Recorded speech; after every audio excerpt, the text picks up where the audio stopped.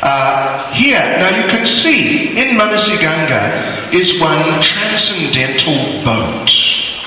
You see that? It is really transcendental. So, in those days, Manasiganga was a river, not just a lake. And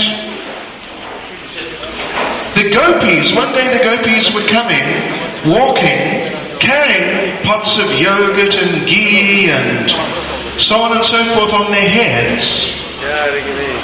And they came to Manasiganga, but they wanted to cross, but there was no way to cross. There were no boats, no boatmen.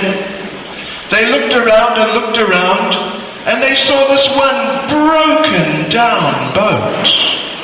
And in it was this lazy looking boat boy. He was just lying there sleeping, and very unusual looking. Radharani was looking at him and thinking, haven't I seen someone like this before? He was very dark-skinned. In fact, exceptionally dark-skinned. So Radharani was a little perplexed. Anyway, they walked over there and woke up the boatman. And the boatman said, they asked the boatman, will you take us across? The boatman said, no. Come back later. I've got more important business, sleeping. Anyway, they argued with the boatman. Eventually the boatman said, all right. And he wanted a few buckets of ghee and yogurt and butter as payment. The gopis were surprised. This is not the normal method of payment. Anyway, they agreed. And the boatman started rowing very slowly into Manasiganga. And Radharani told the boatman, please hurry up, will you? We want to get across today. So you please hurry up. The boatman said, I'm feeling very weak. I haven't eaten for the last couple of hours. And this is the best I can do. But if you let me eat something, if I take an advance payment on my butter and yogurt and ghee, then maybe I'll be okay. So they gave him an advance payment. And suddenly they saw he was just eating this butter. Wow! Eating it, right hand, left hand, just hands full, and drinking the cream like it was water, and drinking ghee. They couldn't believe it. Srimati Radharani thought, I've never seen this before. There's only one person that I've seen do this before, but this can't be him. So the boatman finished eating and collapsed in the boat. Completely collapsed, spread-eagled. And he said, big feast. I gotta take rest. You can wake me up in an hour. But one gopi on this arm, one gopi on that arm, one gopi on this leg, one gopi on this leg, you can massage me. So Srimati Radharani said, all right, we'll take your arms and legs and we'll throw you into Manasiganga if you don't start rowing right now. So the boatman had to row. Maybe they're friends of Vrinda Devi's parrots, and they're just exchanging information about where Radha and Krishna are. So the boatman started rowing. And then suddenly out of nowhere this terrible storm came up. Wind blowing and rain and waves on Manasiganga, and the boat was going back and forward, and the boatman jumped up. Big storm, jumping from one side to the other, and the boat started sinking. And the boatman told the gopis, okay, you're going to have to throw all your dairy products overboard, otherwise we'll sink. So of course they didn't like that, but they threw them all over. Then the storm was increasing. The boatman was jumping around more and more. And there was more and more water coming in. The boatman said, okay, you'll have to throw all your jewelry overboard. So they definitely didn't like doing that, but they had to. They threw all their jewelry overboard. Then the storm got even stronger. And the waves were getting bigger, and more water was coming in. And the boatman said, now, you're going to have to throw all your clothes overboard. Hare Krishna. And the gopis were horrified. This is from Jiva Goswami, incidentally. The gopis were horrified. How dare you suggest this? What are you? But then the boat was rocking so much. It was so difficult. The gopis were just panicking. Srimati Radharani, in desperation, just grabbed hold of the boatman and just screamed out, "Save me, save me!"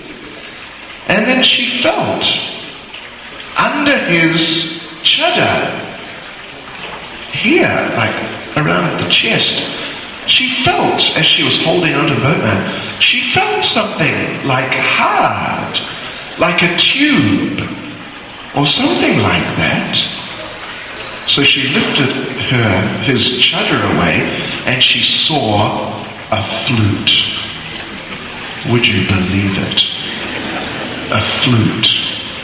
Then she realized, aha, I know who this is. So was Krishna. Suddenly the storm disappeared. It was just gone. Completely gone. And the Manasi Ganga was just calm and peaceful. All the conditions were just perfect. So then Radha and Krishna and the gopis, they had boating pastimes all around Manasi Ganga. In those days there were many islands there, and it was like a river. So they went up and down and around, having boating pastimes all day. Shri Manasi Ganga ki. So that's Manasi Ganga. Lord Caitanya began his Govardhan parikrama there. Then he went to the Haridev temple. Here's the Haridev temple, you see. This is it here. There's a picture of it. There's a picture of Haridev himself there. And here's the temple. There's the temple.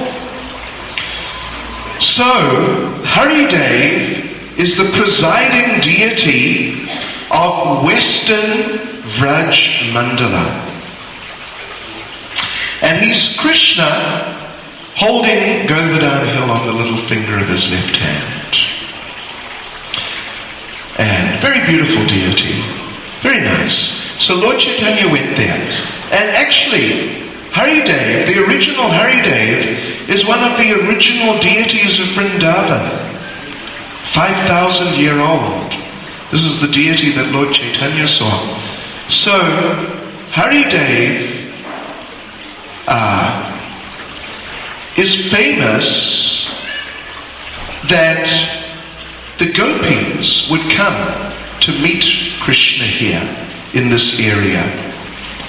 But then they'd be collecting flowers, but then Krishna would just disappear. Krishna does this sometimes. If he feels he wants to deepen the devotee's feeling and the feelings of urgency, the need for Krishna's association and the shelter of Krishna, sometimes he does things like that.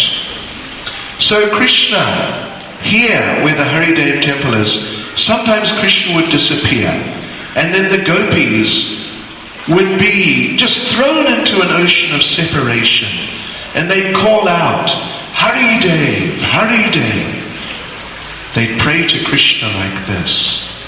So there's a temple there now, and Lord Caitanya came there, and when he saw Haridev, he became so overwhelmed with ecstasy. He was just rolling on the ground, crying tears of ecstasy, just crying out for Krishna. So much that all the local village people, they found out, and they all came, and they saw Lord Caitanya in ecstasy, and then they all understood, this is Krishna. Krishna has come back in this form as Lord Caitanya.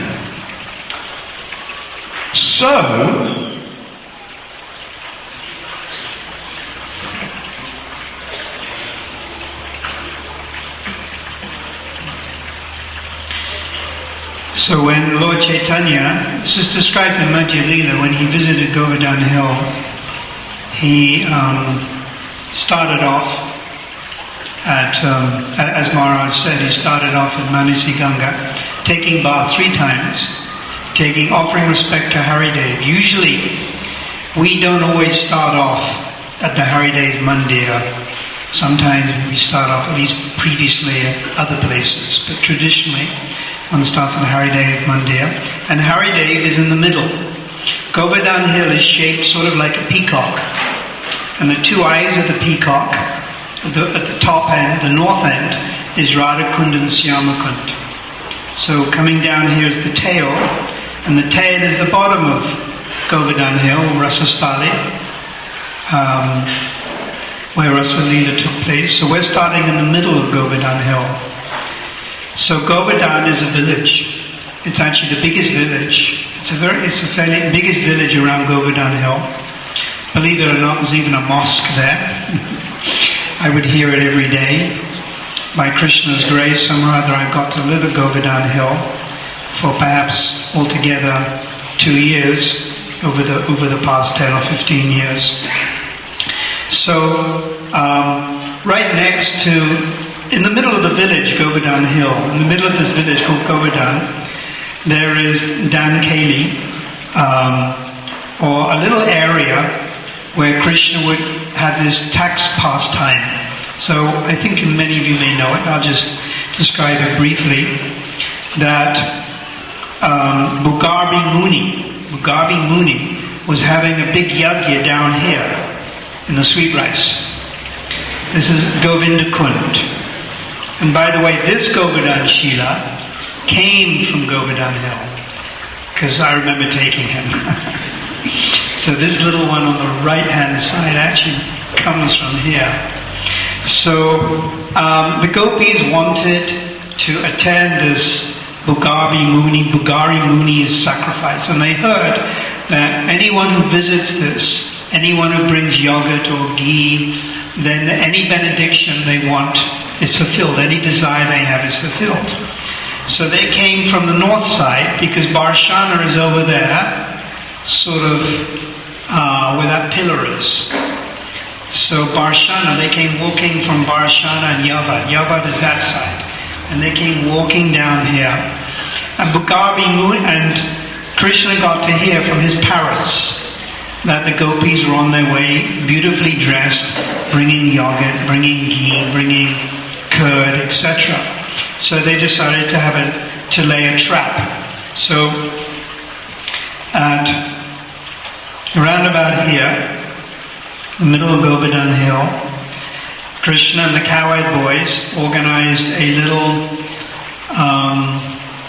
like the police have on the road sometimes when they're checking for drugs and things like that, like a little barrier, as it were. Yeah, so, and Radharani came and she saw this barrier, and it's described as 2 very nice verses from, one from Govinda Lilamrita and one from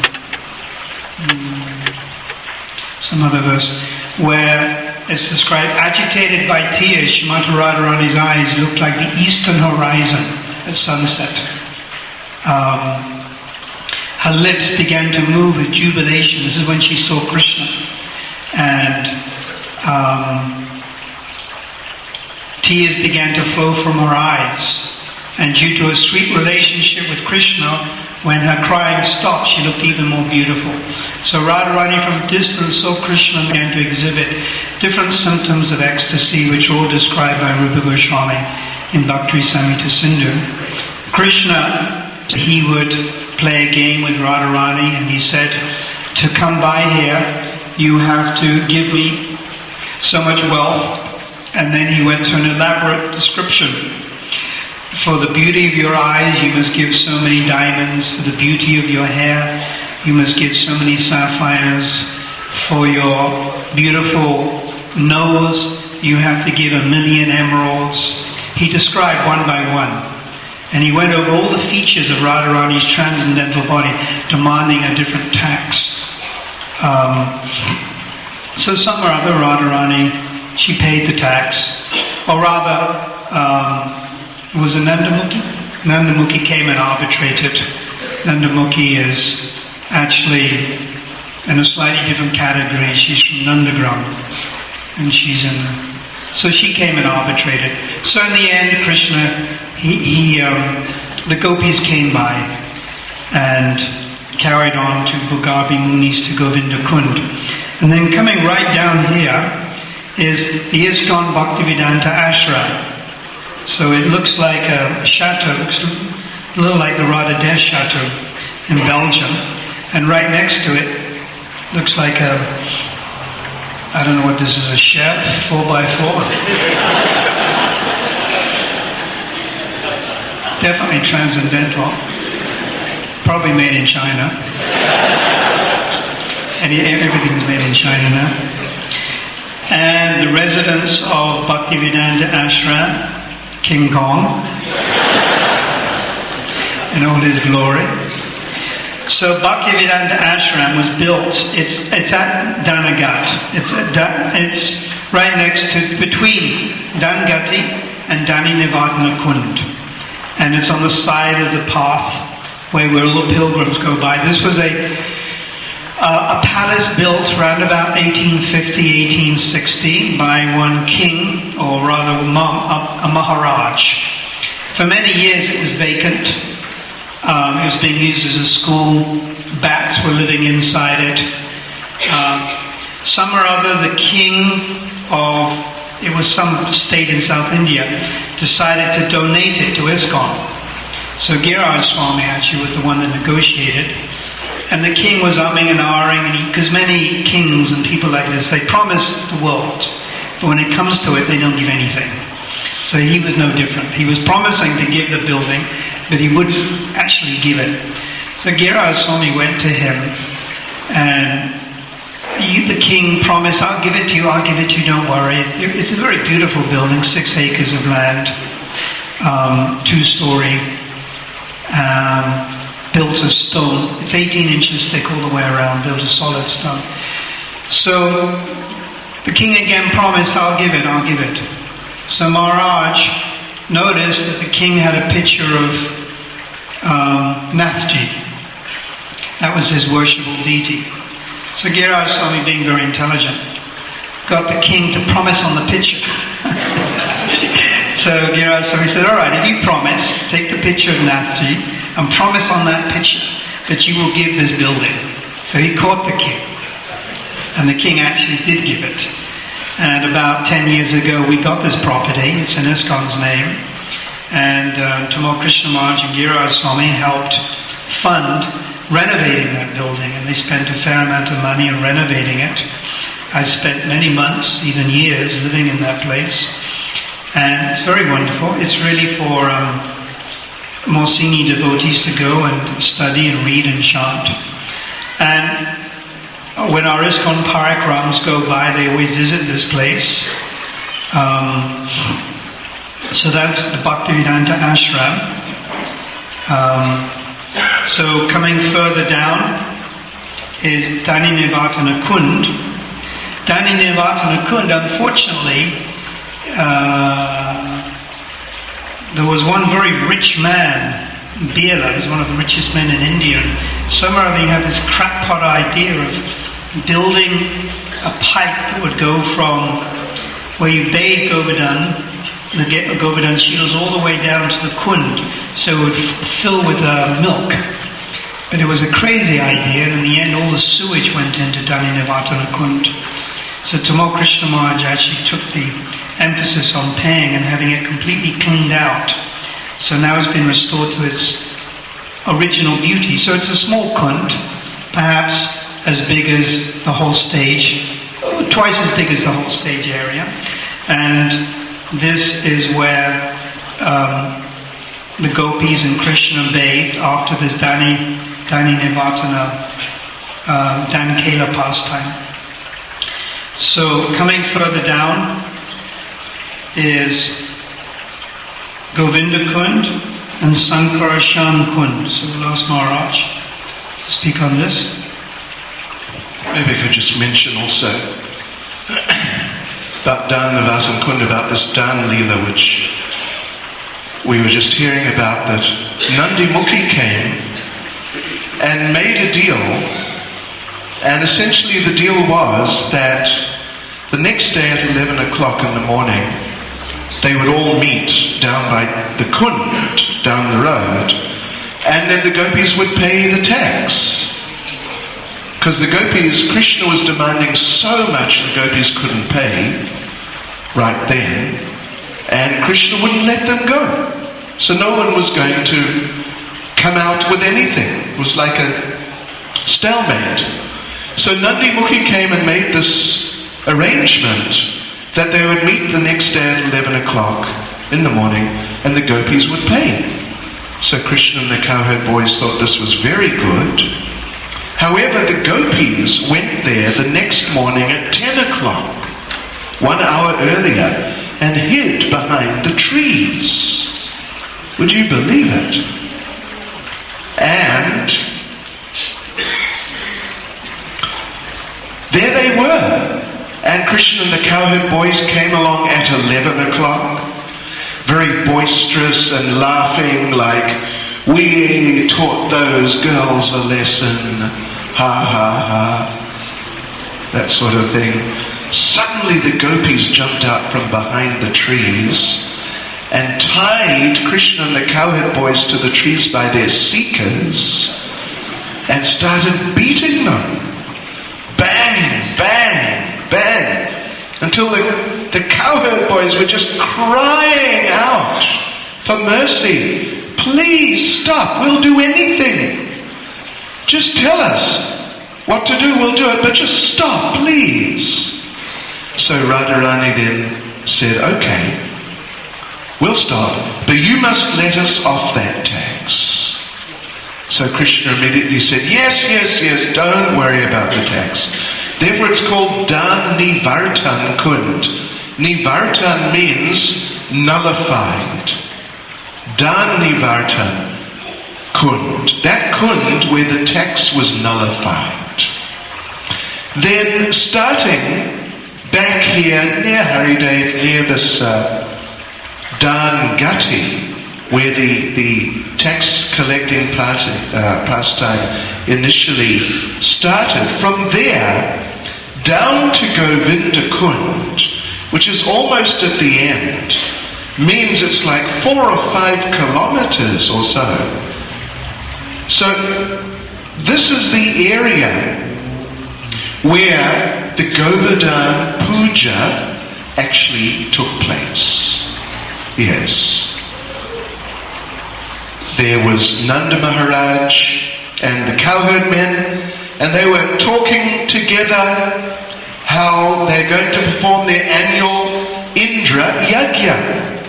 So Krishna came and very cleverly convinced Nanda Maharaj that you don't need to do this Indra Yajna for rain. They were doing it annually for rain because they are farming people, and farming people are dependent on rain.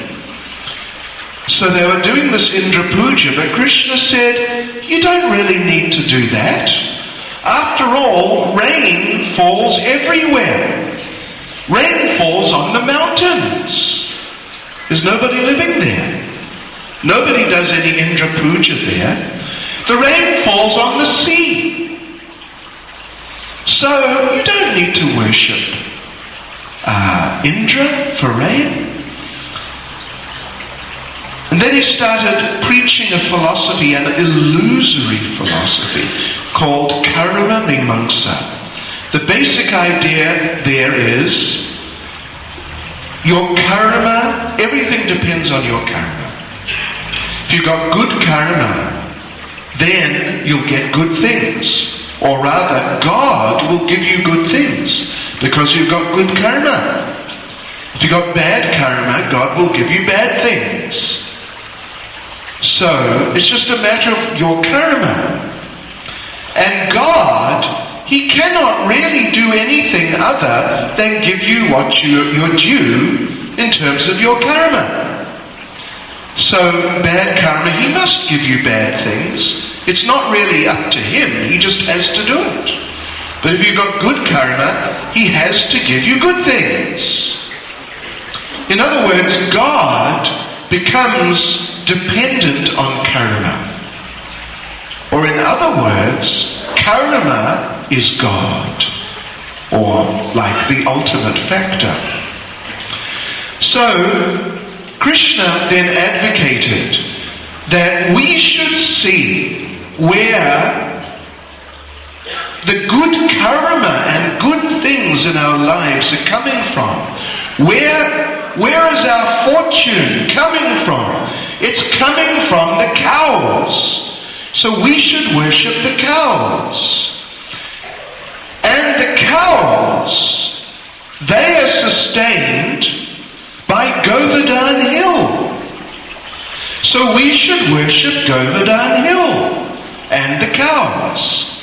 And we're directed how to do these things. All these good things which give us good karma, good results. We're directed to do these good things by the Brahmins. So we should worship them also. This is what Krishna advocated.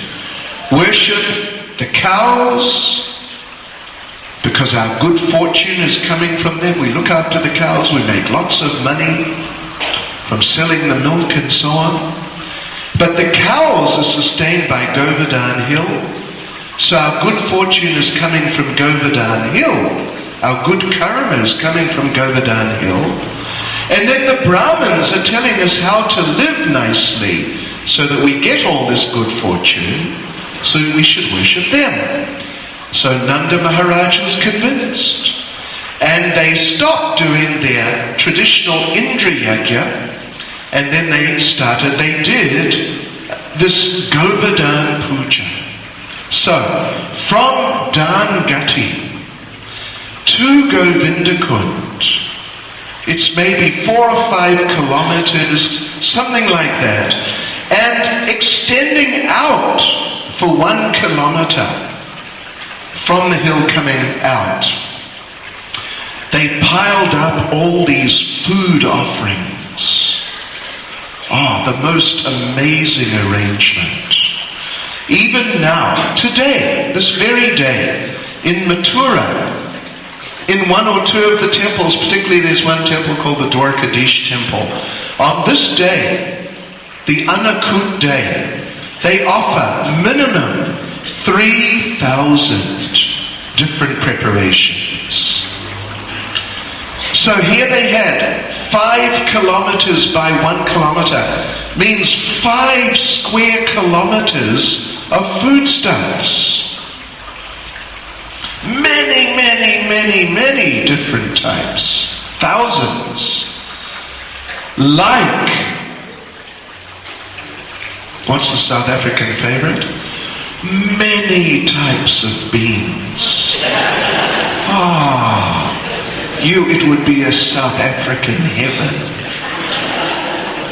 Aloo beanie, gajar beanie, gobi beanie, beanie, mixed beanie, many, with gravy soaker potatoes. So many bean preparations. And so many. What's your favorite? butter paneer, different types. Sure. Kofta chutney, you wouldn't believe it.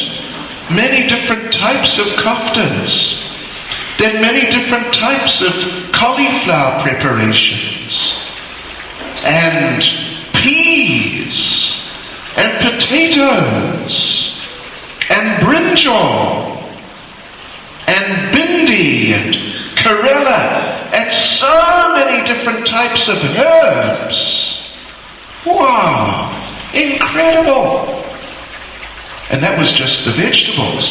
What about the kachoris and samosas? What about the sweet corn and curd samosas, right? And peas and curd, and finely chopped up cauliflower and curd, and the mashed potato samosas, and the mung dal kachoris, and what other types were there? What are your favorite types? Oh, what about methi and curd? How's that? That's a good one, isn't it? And, well, how about just curd? I see some people are waking up out there. That's a good sign. And many different types of chutney. Tomato chutney, of course, and tomato and banana, and apple chutney, and pineapple chutney, and nuts chutney.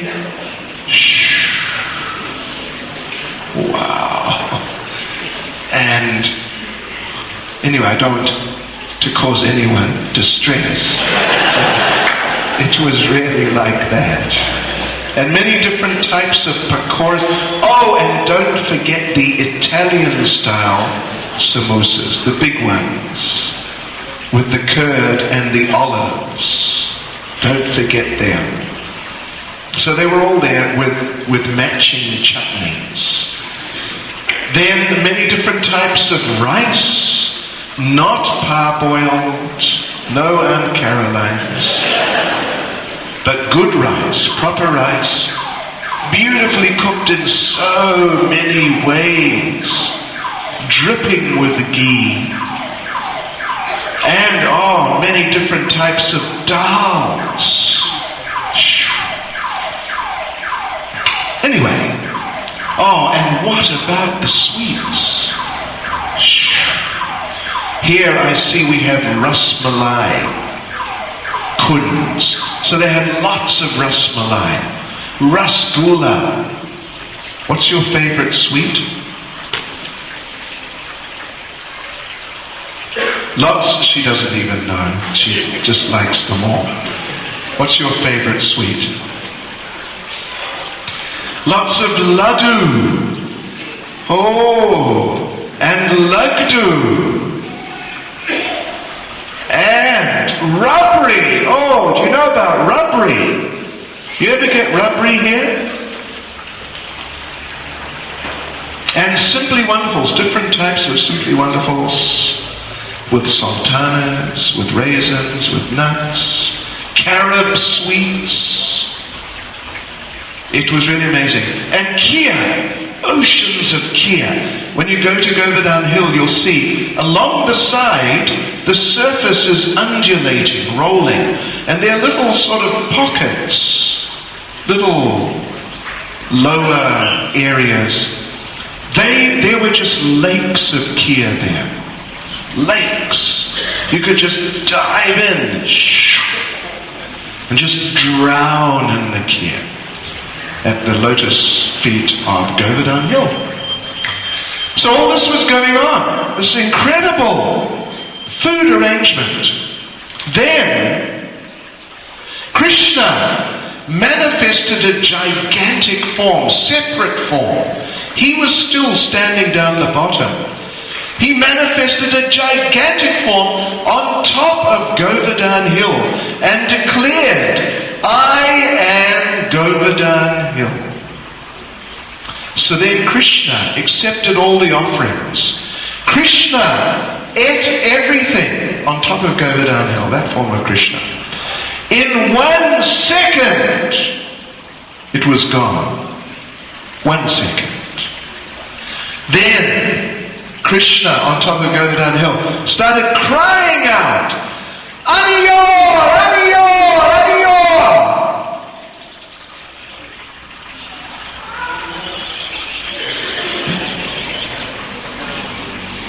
Aniyor. Ani-or. Give me more food. Give me more. Give me more. So, the inhabitants of Vrindavan ran back home, got whatever else was left at home, brought it all here. Again, there was another 5 square kilometers of so many different food preparations, amazing drinks, lassis, different types of lassis, different types of mango milkshakes. Sure. And everything. And Krishna on top of Govardhan Hill ate it all in 1 minute. And then he called out, Aniyor, Aniyor, give me more!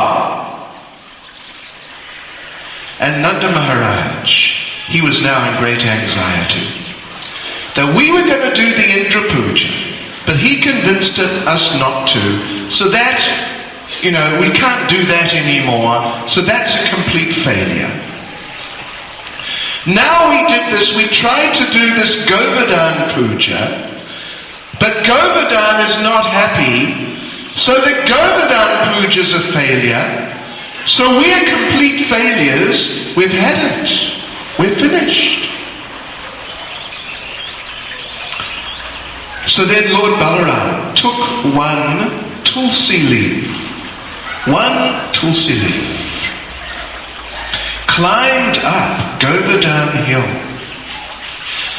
went to that gigantic form of Krishna and gave Krishna the tulsi leaf.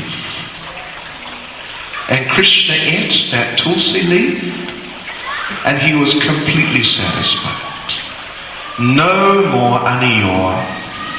Everything was wonderful, happy, and successful. So everyone was happy.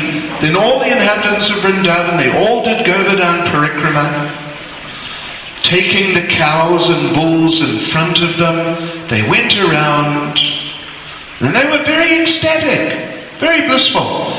Everyone was happy, except one person. Who was that? That was Lord Indra. Not only was he not happy, but Indra was thinking, so these people, they were going to worship me.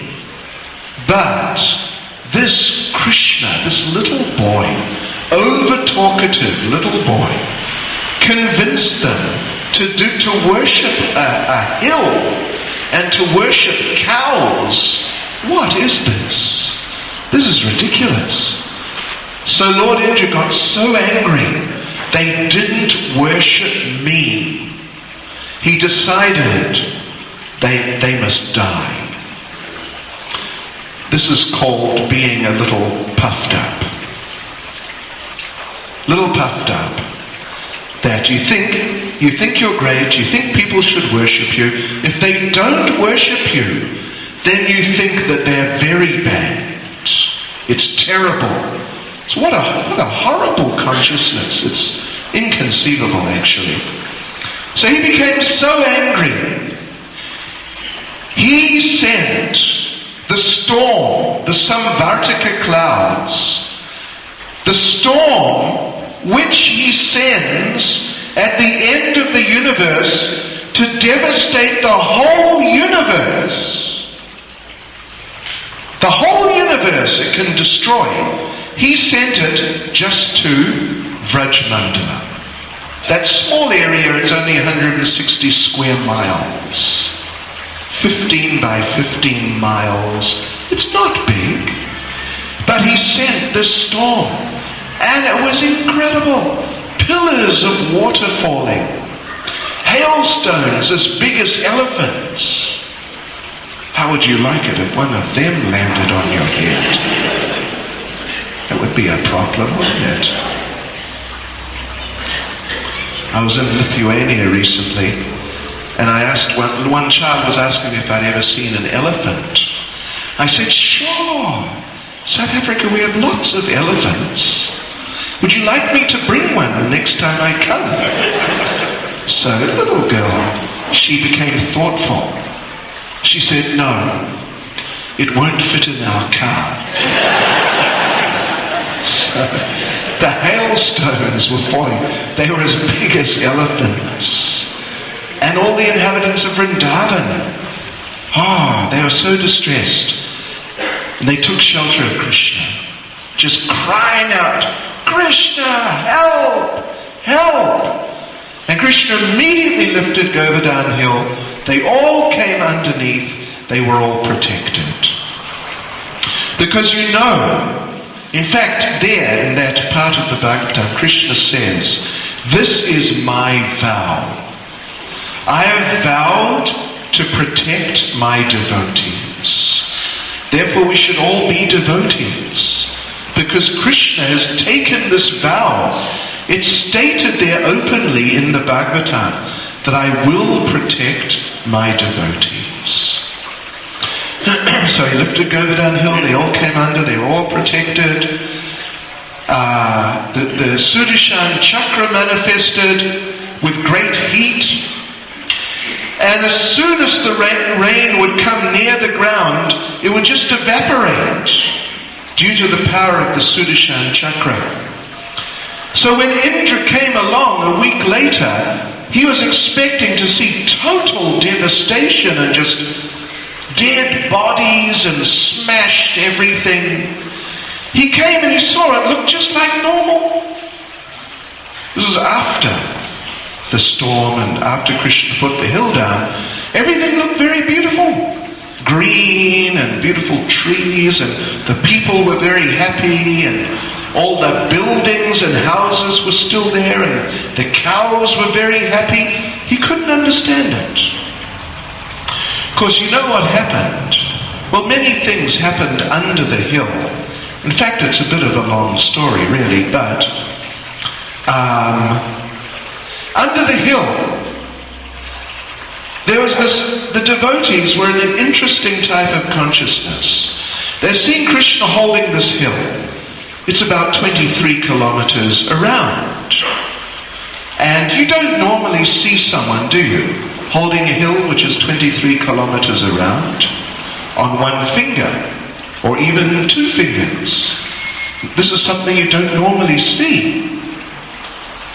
But because they're under the influence of Yoga Maya, it didn't really occur to them that this means Krishna must be some superhuman, like at least a demigod, or maybe even God himself. It didn't really occur very clearly, although there were some little questions in their minds. Like the cowherd men, they were watching Krishna, and then one of them, knowingly, he said to his friend, isn't that a big hill for a 7-year-old boy to be holding? And his friend said, you're right. Maybe he's getting a little tired. So the cowherd men, they came to Krishna in a very sort of, like older men, and said, it's okay. Don't worry. We'll help you out. You can relax.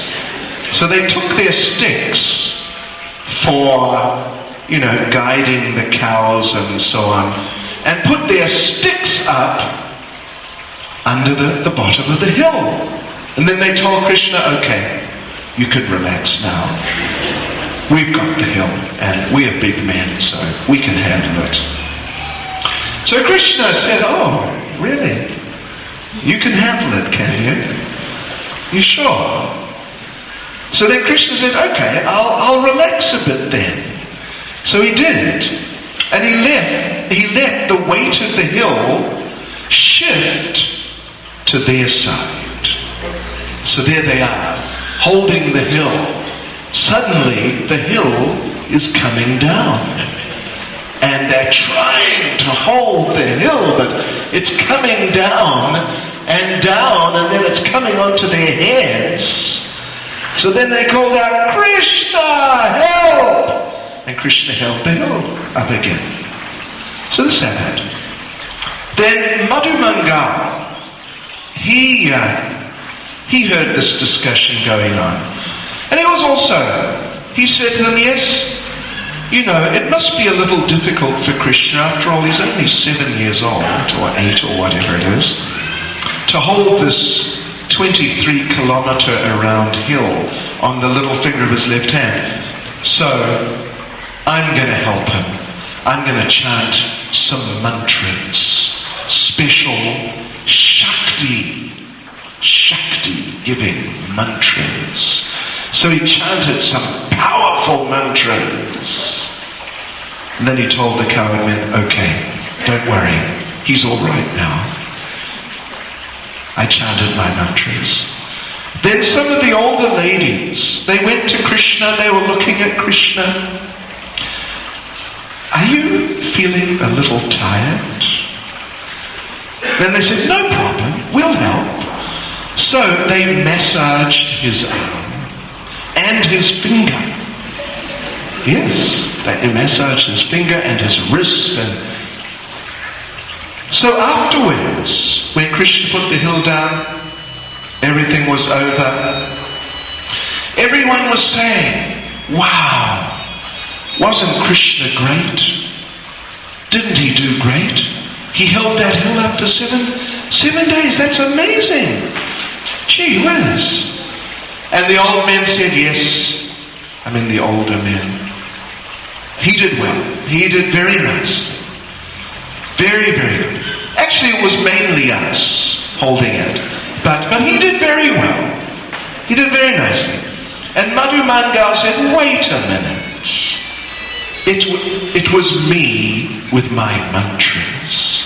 That's what it was. And the lady said, no. It's because we massaged his arm. So like this, their consciousness, seeing Krishna in these amazing ways. There was one difficult incident though, dangerous incident. See, everyone was looking at Krishna, just looking at Krishna, Krishna's looking at them. Nobody ate or drank for 7 days. They were just drinking the beauty of Krishna. Krishna was just drinking their love. And even the gopis, they were just standing looking at Krishna. And Krishna was looking around at the devotees, enjoying the sight of his loving devotees. Then suddenly, Krishna saw the gopis. This is described in Nectar of Devotion. And when he looked at the gopis were so beautiful. Krishna became a little dizzy and a little sort of couldn't quite handle things. And the hill started shaking, going back and forth. And everyone called out, Krishna, help! And Krishna pulled himself together. And then he was looking around. I wonder if anyone saw that it was because I was looking at the gopis. Fortunately, no one saw. But one person saw. That was Balaram. So there, everyone else was just sort of, not really conscious of that. But Balaram was looking at Krishna like, come on, Krishna, just get it together, okay? Just hold this hill. So these sorts of things are happening under the hill. Then the storm stopped, Krishna put the hill down, everyone came out, and Indra came. That is a long story, but anyway, basically as we are saying, we are down here at Govinda Kund. Indra came with all the demigods and they worshipped Krishna. And they bathed Krishna in so many substances. And that Charanamrita, that nectar from the bathing of Krishna, formed Govinda Kund. And that is, Govinda Kund is there today. And I was there just a few days ago, and it's very nice.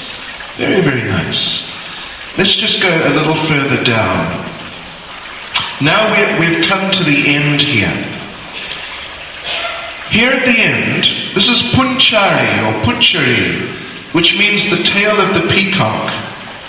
As Partha Maharaj was mentioning, sometimes it's put in this way that Govardhan Hill's like a peacock. Radhakund, Shamakund are the two love-filled eyes of Govardhan, and Kusum Sarovar is the smiling face, and so on and so on. And Punchari is the tail. So now, this is the area of the spring rasa dance. And actually, well, I won't tell you about that. Partha Prabhu will tell you about that. But just nearby, after Govinda Kund, is the place of Lord Balaram. It's called Dolka Dauji. Dauji means the older brother, and Dolka in the local dialect means watching. The older brother who's watching. Balaram was watching, on top of Govardhan Hill, watching Krishna's spring rasa dance one time. He became so overwhelmed. He became stunned. The deity is crouching down. Of course we haven't seen, but we've been told, because we don't go on Govardhan Hill. Balaram's crouching down, looking out, watching the rasa dance. Just out here, out from the side of southeastern side of Govardhan Hill. And his crown fell off and went bouncing down the hill and landed on one rock, one big Govardhan Shila. And the Shila became so ecstatic it melted. And even today, you can see the impression of Balaram's crown on that Shila. It's called the Mukut Shila. Mukut basically means crown. So these are some things about the southwestern side of Govardhan Hill. Now we've come to Rasastali.